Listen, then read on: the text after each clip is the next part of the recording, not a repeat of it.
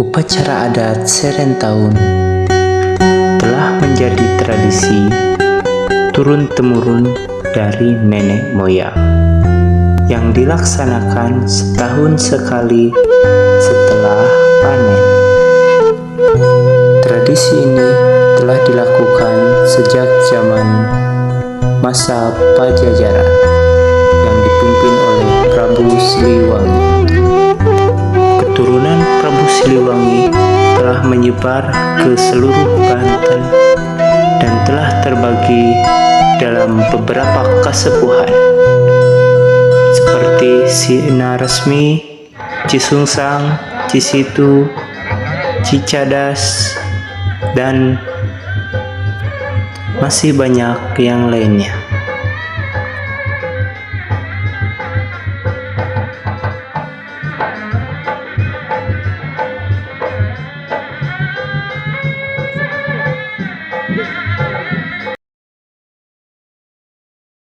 Ayat mental rezeki ka karuhun saharus diberi ku karuhun.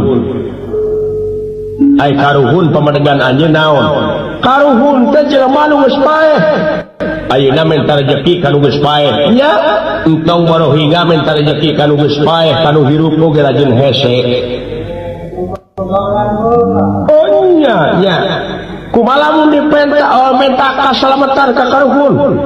Menta diaping dijaring ke karuhun, menta disalametkeun ke karuhun. Nya, kumaha lamun karuhun baheulana urut jelema neraka. Tong boro nyalametkeun sia cemun aing keuripu. Aduh.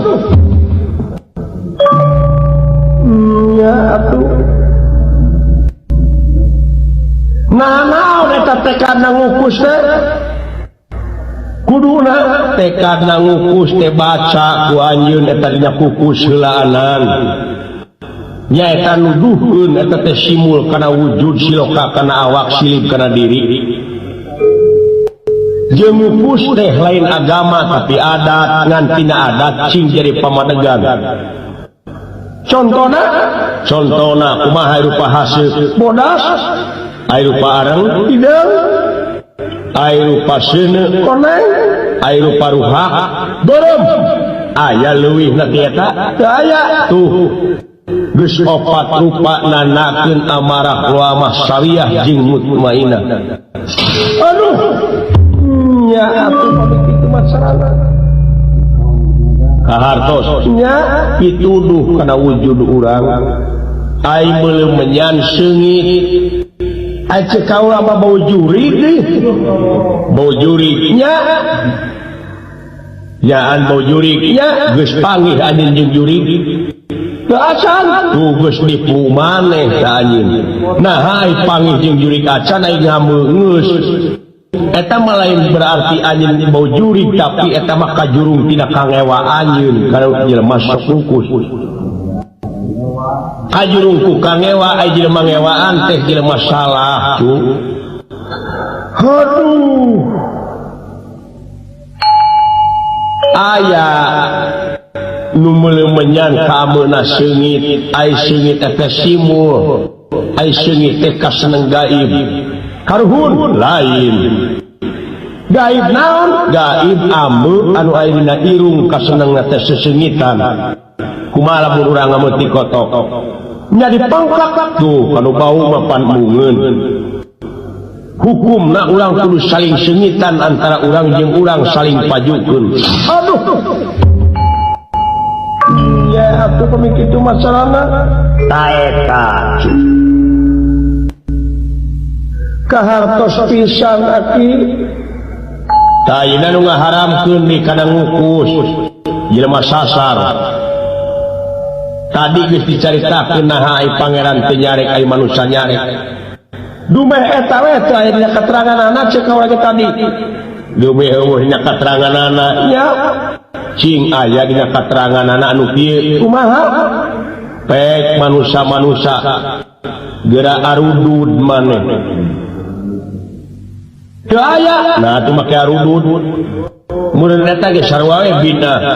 Geus tong udud acan, geus tong di baju-baju acan lamun jelema loba kangewa. Nya atuh.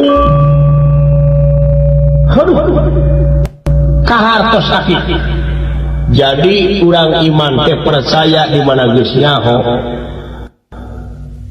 aing ngukus teh adat tatari karuhun urang baheula neuneun simul dina kukus supaya dibaca ku urang. Da anu penting mah cu anu sok ngukus wae neruskeun tapak laca karuhunkeun bae da moal naon da hubungan ka itu mah ngan hubungan sote keur bacaeun anjeun kana diri anjeun sorangan. Anu tarang ngukuskeun bae da moal naon deui anu penting nu sok ngukus jeung nu tarang ngukus jelema na sing akur. Kapan tadi ge pemerintahan geus nganyurkeun yen urang teh kudu ngahiji antara kesatuan jeung persatuan. Nu matak ayeuna ge urang hijikeun we urang heulaanan. Naon anu kudu hijikeun? Tekadna, ucapna, lampahna ulah rek pakia-kia anu tilu teh kudu babarengan. Kakara kaituna ge runtut raut.